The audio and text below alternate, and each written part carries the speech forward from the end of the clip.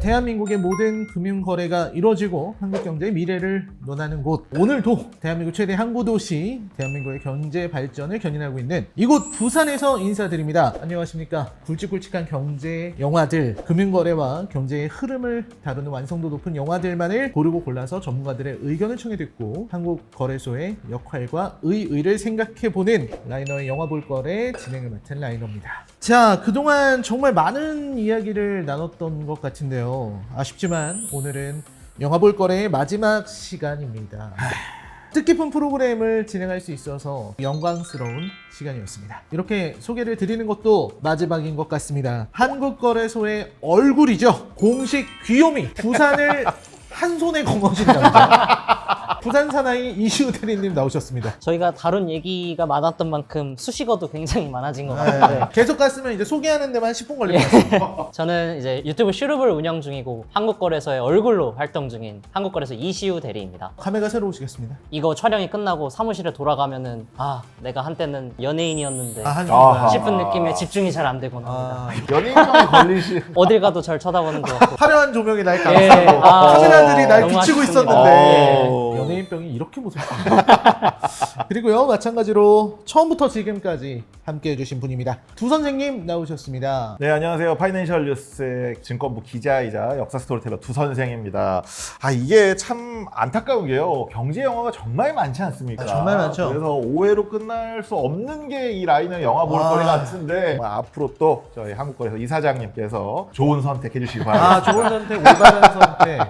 우리는 기다리고 있습니다. 예. 항상 올바른 선택을 하는 한국거래소라는 것을 기억하고 있고요. 이번에는 지난번이랑 좀 장소가 바뀌었는데 여기가 어떤 곳일까요? 여기는 한국거래소 부산 본사의 구내식당이고요. 구내식당. 네. 엄청 높습니다, 여기. 맞습니다. 여기 62층 62층, 여러분 62층에 구내식당이 있습니다. 우리나라 구내 식당 중에 가장 높은 곳에 있는 것 맞습니다. 같아요. 여러분 보세요, 이 뷰를. 뒤에 뷰 맛집입니다. 야, 이 뷰를 보면서 음식을 먹을 수 있는 한국거래소 참 대단합니다. 사실 저도 여기서 아침, 점심, 저녁 다 해결하는데요. 오. 이 뷰를 보고 있으면 메뉴가 별로여도 그냥 밥이 꿀떡꿀떡 넘어갑니다. 꿀떡꿀떡. 네. 아침, 점심, 저녁을 굳이 회사에서 다 먹으면 집에서 밥하기 귀찮아요. 자, 오늘은요, 이 두 분과 함께 정말 아쉬운 마음을 가지고 마지막 작품이니만큼 우리가 심혈을 기울여야 되겠습니다. 자, 지금까지 우리 작품 대부분 할리우드 영화였습니다. 하지만 마지막 작품이기 때문에 주식 사기를 다뤘던 그 많은 작품 중에서 집대성이라고 할 수 있는 영화를 다뤄보도록 하겠습니다. 오늘 다룰 작품은 바로 작전입니다. 여기 연극학과 출신의 한 청년이 있습니다. 평생을 푼돈을 모으며 살아온 어머니가 답답한 그는 선배와 친구의 유혹에 넘어가 주식에 손을 대기 시작하죠. 자신의 비루한 인생을 바꿀 유일한 기회는 오직 주식뿐이라고 생각한 강현수는 때마침 터진 주가 폭락 사태로 인해 가진 재산을 모두 날리고 신용불량자가 되고 맙니다. 극단적인 선택까지 고려한 현수가 결정한 건 가출, 그리고 5년간의 피눈물 나는 공부뿐이었습니다. 그간의 엄청난 노력으로 인해 실력을 갖춘 현수는 이른바 프로개미가 되어 작전주 하나를 추격해 단번에 수천만 원의 돈을 거머쥐는 데 성공합니다. 하지만 그 작전주는 DGS 캐피털 홀딩스의 대표인 황종구의 것이었습니다. 그의 정체는 안산 폭력 조직 독가스파의 보스, 앙심을 품은 황종구의 부하들에 의해 납치되는 현수, 그리고 현수는 600억 원이 걸린 작전에 휘말리게 되는데, 영화 볼 거래 이번에 같이 볼 영화는 한국 경제 영화의 수작으로 불리는 작품, 다양한 주식 용어들이 총출동하는 인상적인 영화죠. 바로 작전입니다. 자, 작전 보고 왔습니다. 한국 영화 중에서 경제를 다룬 영화 중에서는 이 작품 정말 재밌다, 이런 평가를 받고 있는 작품이죠. 우선 전문가 두 분의 감상과 평가부터 들어보겠습니다. 저는 어렸을 때부터 계속 봐오던 그 한국식 오락 영화의 전형이지 않나. 한국식 오락 영화. 예, 그렇죠. 싶었습니다. 극 중에 중간중간에 계속 피식피식 웃게 만드는 그 요소들 있잖아요. 예시로 들려는 장면 하나는 주인공이 조폭에게 이유 없이 맞는 그 초반부의 장면이 있었어요. 네. 그때도 막내한테 길쭉한 것 좀 가져와라. 그랬더니 다들 뭐 야구방망이나 뭐 이런 걸 생각했을 거란 말이죠. 네. 근데 뜬금없이 뭐 골프채가 나와갖고 하고 어이없어진다든지 요런 장면들이 있었던 덕분에 끝까지 재미있게 볼 수 있었던 영화가 아닐까 싶습니다. 두 선생님은 어떻게 보셨는지 궁금해요. 저도 대학생 때 나온 영화라서 주식 시장을 처음 접한 게 이 영화 작전이었던 것 같아요. 그제 뭐 제가 직접 대학생 때 뭐 주식 투자를 해봤던 것도 아닌데,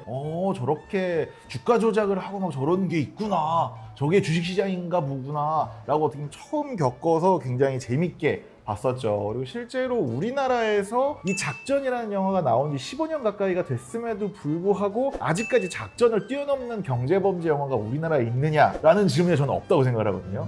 뭐 저희가 이미 다루긴 했지만 영화 돈이라든지 국가 부도의 날도 약간 호불호가 갈리고 이런 평가가 갈리는데, 그만큼 아직 우리나라 영화계가 이런 증권 경제범죄 재밌게 요리하는데 아직은 조금 부족한 게 아닐까라는 아쉬움이 들었습니다. 한 가지 확실한 거는 작전은 아직까지도 우리나라의 어떤 이런 경제 영화, 금융 영화를 대표하는 작품이라는 겁니다. 자, 이제 우리가 이 작전을 분석해야 되는데, 영화에서도 이들이 하는 작전에 대해서 굉장히 자세하게 나옵니다만, 이 사건, 이 작전의 내용을 조금 더 시청자분들에게 자세하게 설명해 줄 수 있을까요? 작전의 패턴 관련해서는 우선 제가 두 가지 정도를 말씀드릴 수 있을 것 같은데요. 영화 돈 편에서도 제가 이야기를 드린 것 같아요.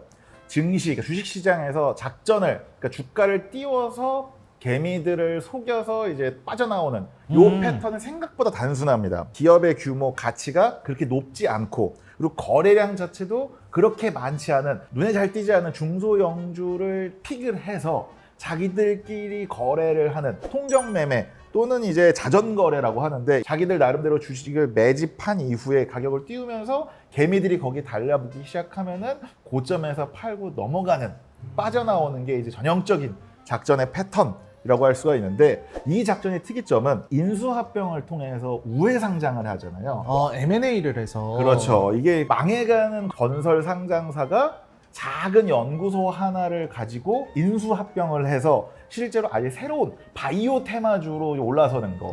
이게 굉장히 많은, 그러니까 상장사들이 하는, 꼭 단순히 작전뿐만이 아니라 많은 곳이 하거든요. 네, 요즘 그런 거 많죠. AI라든지 로봇주, 네. 뭐 2차 로봇주, 전지 관련해서 2차 전지. 계속 테마가 바뀌지만 이런 행태는, 이런 패턴은 계속된다라는 말씀 드리고 싶네요. 그 모든 것이 작전이라는 건 아니지만 네. 패턴 자체는 유지되고 있다라는 말씀이셨고요. 이슈 대리님은 어떻게 보십니까? 저는 이 주식이 왜 작전에 취약한가, 그러니까 이러한 유형의 주식이 왜 작전에 취약한가를 다시 한번 설명드리려고 해요.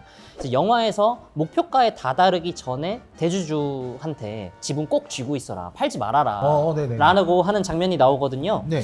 이때 왜 그러냐면, 만약에 대주주나 특수관계인들이 대규모로 지분을 들고 있으면은 네. 자연히 시장에 유통되는 물량은 적어질 수밖에 없습니다. 음. 그래서 마치 시장에서 물건이 품절된 것처럼 그러한 주식들을 품절주라고 흔히 부르거든요. 품절주. 그래서 이렇게 품절주들은 거래량이 적기 때문에 세력이 조금만 서로 거래를 그렇죠. 조금씩만 해도 호가가 금세 높아지고 주가가 상승하기 때문에, 이 시청자분들도 이 종목의 공시를 보실 때 대주주나 특수관계의 지분율이 어느 정도 되는지를 꼭 참고를 하셔야 됩니다. 어떤 식으로 확인할 수 있을까요? 이제 뭐 사업 보고서나 아니면 뭐 분반기 보고서 같은 정기 보고서에 지분율이 어떻게 되는지 다 공시가 되고 있고요. 공지가 나와 있군요. 네, 맞습니다. 그리고 최대 주주 혹은 이제 뭐 주요 주주들의 지분율 변동이 있는 경우에는 모두 지분 변동 공시를 수시로 하게 네네. 되어 있기 때문에 그런 공시들을 참고하실 그런 걸 수 이제 있습니다. 보면서 대주주 지분율이 아주 높은 곳이라면 주가나 이런 걸 좀 취약할 수 있겠는데. 취약할 수 있죠.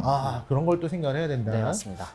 이 작전을 표현한 건 좋은데 현실에서도 이게 가능한 것이냐, 이런 디테일, 현실과의 공통점과 차이점. 그 후반부에, 그러니까 이미 주가가 떨어진 주가를 다시 이제 올리려는 사람이 나타나서 무슨 박사라 그러죠. 네. 이제 그 사람이 미쓰리라는 메신저를 통해서 지라시들이 돌기 시작하고, 그러면서 이제 뭐 어떤 새로운 이야기들이 전개가 되는데요. 실제로 증권가에서 미쓰리 메신저를 많이 씁니다. 그러니까 저도 처음에 이제 증권부 기자가 됐을 때 컴퓨터에 HTS랑 미쓰리를 깔라고 그래요. 그래서 미쓰리를 깔고 나면은 보도자료나 자료 보내줄 때도 뭐 카톡으로 보내주는 게 편할까요? 아니면 뭐 메일로 보내드릴까요? 아니면 미쓰리로 보내드릴까요? 해요. 그러다가 이제 그쪽 업계랑 친해지면은 자연스럽게 받은 글, 지라시, 각종 정보들을 미쓰리로 보내드립니다. 그러니까 나름 그 텔레그램의 원조 같은 느낌이죠. 이게 실제로 증권가에서 미쓰리라는 메신저를 많이 쓰고 있다. 이슈 대리님은 어떤 부분이 현실과 다르다고 생각했나요? 저는 아직은 오게티가 아니지만 근시일 내에 오게티가 될 수도 있는 장면. 근시일. 예, 이제 영화 중반에 대산토건의 대주주인 박창주 네. 이 사람이 먼저 배신을 하고 주식을 대량 매도해서 깡패들한테 붙잡혀서 네네. 막 얻어 터지고 이런 장면이 나왔잖아요. 네네네. 이제 최근에는 상장사 대주주가 보유 주식을 만약에 시장에 대량 매각하고 싶다라고 하면은 사전 공시를 해야 한다라고 의무화하는 법안 개정안이 국회 정무위원회를 통과를 했습니다. 대주주가 이제 자기 맘대로 팔 수가 없고 팔기 전에 미리 알려줘야 되는 그렇죠. 거네요. 내가- 자, 여러분 저 팔아요. 이렇게 미리 얘기를 하고. 네, 맞습니다. 미국에서는 어느 정도 일부 시행 중인 제도로 알고 있거든요. 그렇군요. 그래서 우리나라에서도 계속 몇 년째 요구가 있었고 최근 들어 국회 정무위원회를 통과한 겁니다. 현행법상으로는 상장사 주요 주주가 장내 매도를 할 경우에는 사전 공시 의무가 없는데 그래서 박창주도 아무런 제약 없이 매도를 할 수 네, 할 수 있었던 거고요. 있었는데. 근데 이제 법 개정이 완료가 되면 회사 내부 정보를 활용해서 이때가 고점이다 싶어서 팔아버리는 그런 행위는 불가능해질 것이라고 생각합니다. 이제는 오게티가 될 수도 있는. 미래를 예측하는 이슈. 그렇다면 이번에는 인상적인 장면들. 요건 한번 얘기를 해봐야 될 것 같아요. 어떤 장면이 제일 기억에 남습니까? 저는 동생이 이제 어머니 아파트를 담보로 주식에 투자했다가 실패해서 망연자실하는 그 장면을 꼽고 싶어요. 시청자분들도 모두 아셔야겠지만 주식시장은 절대로 도박판이 아니거든요. 저희가 저번 영화 갬블에서도 살펴봤다시피 이 시장을 하나의 도박판으로 인식하고 베팅을 하면 어떻게 되는지 결국 패가망신하게 된다는 그 결과를 보지 않았습니까? 네네. 그래서 물론 시장에 투자하는 기법에 어떤 우열을 가릴 수 있다 이런 말은 아니에요. 돈을 벌 수만 있으면 차트를 분석해서 돈을 벌 수도 있고요. 아니면 거시 변수들을 보고 방향성 투자를 하셔도 되고 네네. 아니면 정말 장기 투자를 하셔도 되는 거죠. 그런데 이제 중요한 것은 강현수의 동생처럼 투자를 했다가 본인의 본전도 못 찾을 정도로 실패를 하게 되면 그것은 투자만 실패하는 것이 아니고 인생이 송두리째 망가질 수 있는 것이기 때문에 자신만의 손실 한도를 정해두는 것이 상당히 중요하다. 사실 이 주식 거래를 하고 뭐 이런 건 다 좋지만 어머니 아파트를 담보로 해서 자신의 인생뿐 아니라 가족의 인생까지 다 걸어버린 거잖아요. 그런 어떤 무모한 짓 네. 이런 일은 하지 말아야겠습니다. 네. 주 선생님은 어떤 게 인상적이었을까요? 황정구가 이제 거기 나오는 이대리한테 너 네. BPS가 뭔 줄 알아? 라고 했는데 비비더스요? 맞는 장면이 나오잖아요. 네. 더 이상 너 언제까지 깡패로 살 거야? 된 놈들만 되기 때문에 우리도 자산가가 돼야 돼, 기업가가 돼야 돼 라는 걸 계속 강조하는 의미에서 물어본 거잖아요. 근데 그렇게 물어봐 놓고 모르면 그냥 혼을 내야 되는데 그 와중에 테이블로 뛰어 올라가서 발로 차버립니다. 그러니까 깡패답다 깡패다워. 그렇죠. 그러니까 음지에서 양지를 바라는 기업가가 되고 싶어 하지만 이 본질은 깡패와 양아침을 버리지 못하는 이 작전 내내 하는 말이 그거잖아요. 되는 놈은 되고 안 되는 놈은 안 된다. 그러니까 자기가 계속 안 되는 놈인 거를 보여주는 장면인 것 같아서 좀 아쉬운 그런 부분이었습니다. 이 영화에는 정말 어려워할 얘기들이 많은 것 같아요. 네. 그리고 다양한 용어들이 있었습니다. 눌림목이라든지 숨 고르기. 저는 이런 거 처음 들었어요. 못지개좌. 두 분이 좀 개념이나 이런 단어를 좀 해설해 주실 수 있을까요? 저는 BPS. 비피더스. BPS부터 한번 네. 저번처럼 네. 직독직해 교실 한번. 직독직해. 네. 지난번에 안 나온 너무 서운했어요. 아. 직독직해. 네.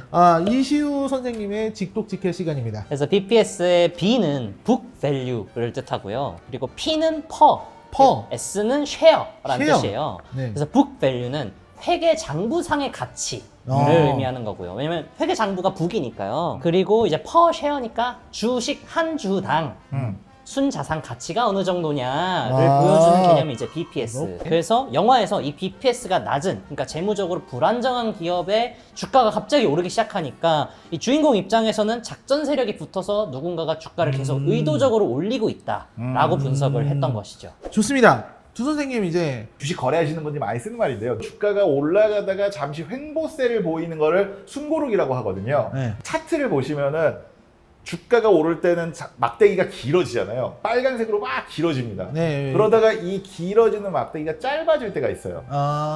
그게 이제 주가 상승률이 그만큼 이렇게 낮아진다는 소리인데, 그러다 보니까 이 막대기가 조금씩 눌린 것 같아지네 라고 해서 이걸 눌림목 모찌계좌라고 부르고 있습니다. 네네. 그리고 이제 모찌계좌. 모찌계좌. 네, 모찌계좌가 참 뭔가 이름만 들어도 맛있어 보이지 않습니까? 모찌 일본의 그렇죠. 그 모찌죠. 실제로 그냥 모찌계좌는 차명계좌라고 생각하시면 돼요. 굉장히 많은 은어들이 그리고 쭉 나오고 있는 그런 네. 작품이기도 하고요. 근데 지금 좀 오래된 작품을 우리가 하고 있어서 지금 2023년의 현실과는 좀 다를 수도 있다라는 생각이 듭니다. 이때 나올 때 당시에는 모방범죄 위험성이 경고됐던 자, 2023년 한국에 이러한 작전이 시도가 된다면 먹힐 수 있다고 보십니까? 영화 작전에 나오는 수법으로 하면 쉽지는 않겠지만 국내 금융당국이 금감원이나 금융이나 한국거래소가 이런 작전 잡는 데는 기술적으로 굉장히 뛰어나다고 합니다. 보통 잡는 사람 기술이 뛰어나잖아요. 그럼 잡히는 놈들도 기술이 올라가요. 안 잡히려고. 그래서 또 국내에 작전을 하는 범죄 집단들도 굉장히 기술이 높아진다고 해요. 심지어요, 금융당국의 눈을 피하려고 투자자들 계좌를 빌려서 차명 계좌를 만든 다음에 그 투자자들의 집이나 직장 근처에서 HTS나 MTS를 활용해서 했다고 해요. 왜냐하면 이게 IP가 좀 근처에 있어야지 안 들키려고. 그러니까 이렇게 계속 늘어나는 그 나름의 기술들 때문에 워낙 지금 금융당국이 열심히 하고 계시긴 합니다만 이 범죄자들의 이 범죄 기술도 나날이 발전하고 수 있다. 이 부분 제가 말씀드리고 싶네요. 굉장히 슬프네요. 잡아내는 사람들의 기술이 상승하는 만큼 또 그걸 어떻게든 피해서 범죄를 저지르려는 자들도 똑같이 영리해지고 있다는 거. 좀 놀라운 일입니다. 자, 한국거래소 직원의 입으로 한번 들어보겠습니다.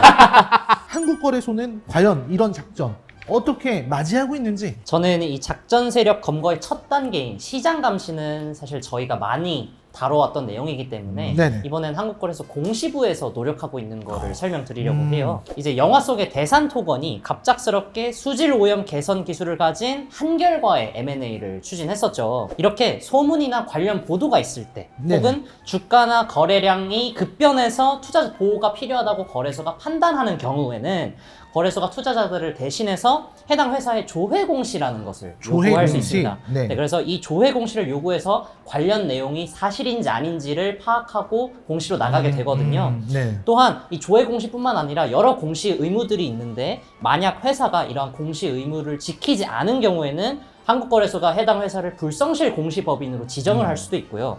최악의 경우에는 상장 폐지까지 이를 수도 있습니다. 네. 그래서 거래소에서는 상장사가 거짓 정보를 시장에 흘려서 주가를 부양시키거나 투자자에게 해를 입히는 행위를 최대한 하지 못하도록 통제하고 있다는 점 말씀드리겠습니다. 네, 그렇습니다. 영화를 보고서 와, 저거 쉬운데 나도 한번 해볼까? 시작하자마자 나올 수 있습니다. 바로 잡아드리겠습니다. 바로 잡힙니다. 그런 꿈을 꾸시면 안 됩니다. 자, 오늘은 작전이라는 영화를 같이 했습니다. 우리 5회까지 꽤 길게 달려왔던 프로그램의 마지막 시간인데 우리가 웃으면서 인사를 드려야 될 것 같습니다.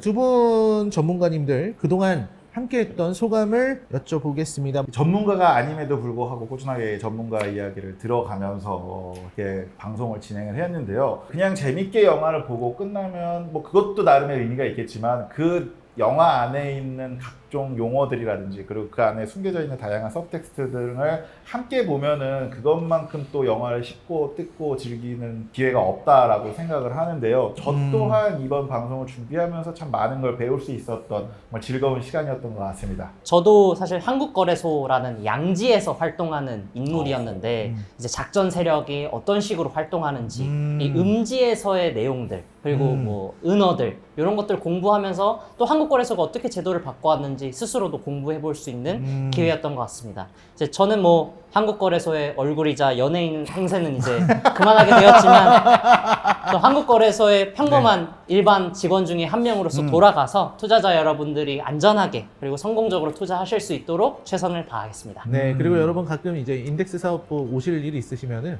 이슈데일리 TV 보시면 아는 척 좀 해주세요.